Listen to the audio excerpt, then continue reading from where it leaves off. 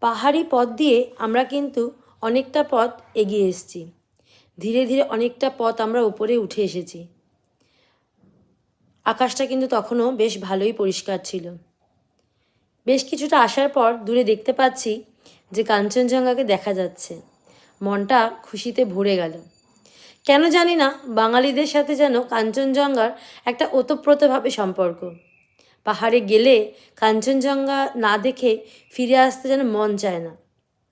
যতবারই আমরা পাহাড়ে গেছি, এমন কোনোবারও হয়নি যেবার আমরা কাঞ্চনজঙ্ঘাকে মিস করেছি। ঠিক আমরা কাঞ্চনজঙ্ঘাকে দেখতে পাই। এবার তো শুনতেই পাচ্ছিলাম যে এবার নাকি অক্টোবর থেকে ভালো কাঞ্চনজঙ্ঘাকে দেখা যাচ্ছে। কিন্তু যখন আমরা পৌঁছালাম নর্থ বেঙ্গলে, তখন কিন্তু আকাশটা মেঘলা ছিল। আস্তে আস্তে অবশ্য পরিষ্কার হয়ে যায়। এটা হলো আমাদের হোমস্টে। আমরা প্রথমে গিয়েছিলাম আপার সিটংয়ে। আপার সিটংয়েই আমাদের হোমস্টেটা ছিল। হোমস্টেটি কিন্তু ভীষণ সুন্দর ছিল এবং হোমস্টের ব্যালকনি থেকে কাঞ্চনজঙ্ঘার ভিউটা ভীষণ সুন্দর লাগছিল। যদিও সেদিন একটু ফগি হয়ে আসছিল ধীরে ধীরে। প্রথম দিকটা ক্লিয়ার থাকলেও পরের দিকে কিন্তু মেঘে ঢেকে যায়। আকাশ যদি পরিষ্কার থাকতো, অনেকটা দূর আমরা কাঞ্চনজঙ্ঘা রেঞ্জটা কিন্তু এখান থেকে দেখতে পারতাম।